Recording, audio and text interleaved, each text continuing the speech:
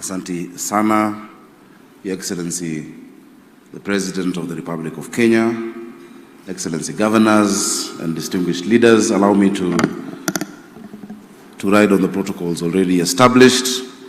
Wamama hoye. Wamama hai.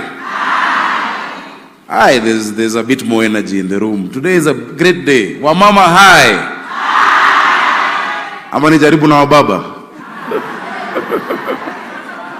Kuna wababa kadhaa.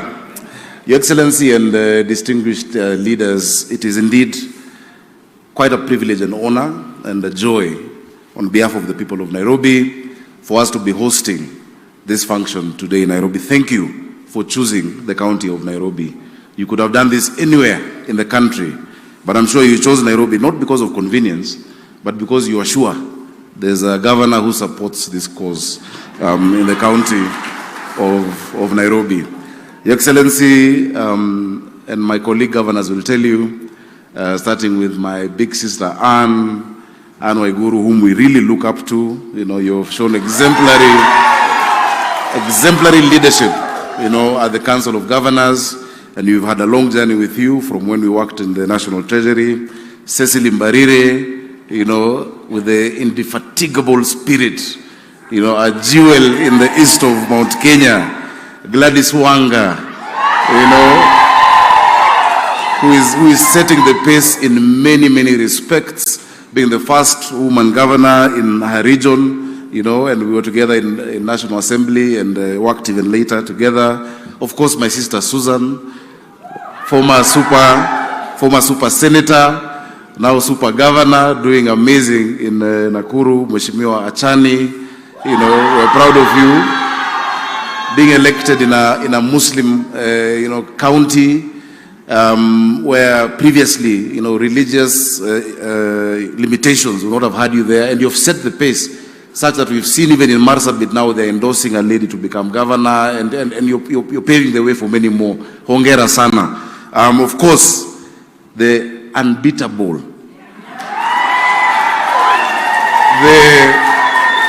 the resilient, the indefatigable Kawira Mwangaza. You know, tomorrow my daughter will tell me she can be anything she wants to be in this country, whether or not it is political, because she will not know any glass ceiling or any limitation. Whether she wants to be president, whether she wants to be a doctor, whether she wants to be a governor, it will not be a strange thing. So we must applaud the women who've been there, who've set the pace. Of course, Mama wetu Charity Ngilu. We recognize you. Thank you. Thank you so much for paving the way. From being the first woman presidential candidate in 1997. Masania Mama na Masania Ngilu. Many times you may not know what your individual actions reflect to people in society, who may never meet you, who may never get a chance to say thank you, but you inspired a generation, and that is why the ladies to your left are where they are today. When President Obama came to Kenya in his second term, he said that when you exclude women from education, from opportunities, and from leadership, then you're only playing with half of the team. And how do you expect to win with only half of the team on the pitch? It is not only absurd, it is dumb. We need to have, and I must say that our claim to democracy as a country is tainted when half of the team is not on the table.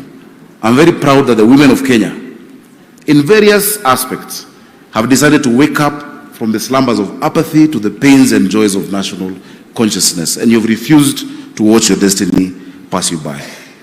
Many times, and I will blame us as men, many times, not just in politics, but even in business, but even in the corporate world, we've made it seem that the biggest obstacle for women in excelling and getting to the top is your femininity.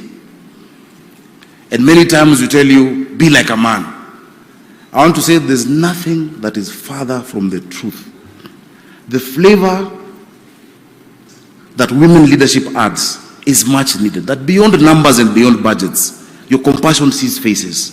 Your compassion sees people. So please don't try and say that for you to win these seats, mukue kama wanaume, jikaze kama wanaume, hapana, kuwa kama mama. Because ni mama ndo tunahitaji. Nikimalizia kwa sababu wa muda, I am very happy that this G7 strategy is going to be done chronologically, starting with county 1 till 47. So by the time you get to 47, nitakuwa nimemaliza. So mkianza kuongeza idadi ya wamama, tafadhali mwanzie number 1, 2, 3, ndo mmalizie Nairobi.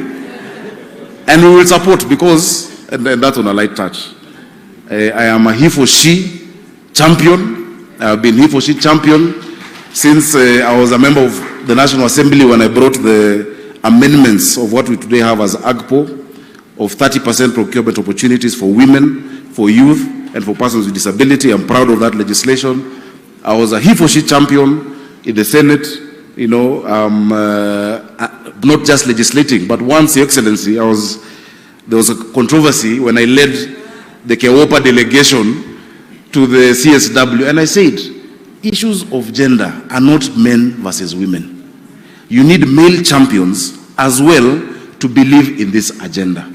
And the minute you get men who believe in this agenda, like my brother Kimani Ichung'wah, who is here as a leader of majority, then you can make them put their money where the mouth is when they go to the floor of parliament, when we're talking about the 2/3 gender rule, and we're talking about all other interventions. I must recognize my sister Beatrice Elachi, who has just come in. She's, I think, my only woman MP in Nairobi County out of 17. Please let's appreciate Mheshimiwa Elachi. So asanteni sana, please feel at home. Nairobi is a very gender responsive county, and I know one day in future, especially after 9 or so years, we will have a woman governor in Nairobi who I will support with all my heart. As we move from G7, you know, G16 hata ni kidogo, I think we can do better. And if we commit, and I want to say this without any fear of contradiction, to especially target, because you know we sit in the Council of Governors together, hatuwezi pangia wenzetu, si ndio? If we target the counties where men and women even, but men have done 2 terms, si tuanze na hizo, ndio sasa tukuje tuwa support kwa hizo counties watu wamefanya term 2, ndio tuendelee. Tusiwezi kuja hapa kujipotezea kazi. Na wapenda sana Nairobi, tunasema tuna walombo tov. May God bless you. And kweli na walombo tov kabisa. Sorry? Oh, sorry. I had not seen Governor Wavinya. Yes, Governor Wavinya.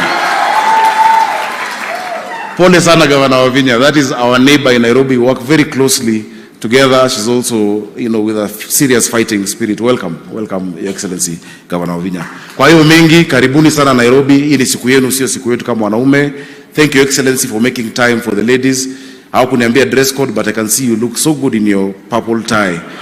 You know, unawezanga hata ungevaa ile kaunda ya purple, but najua uko na cabinet after this. May God bless you and enjoy.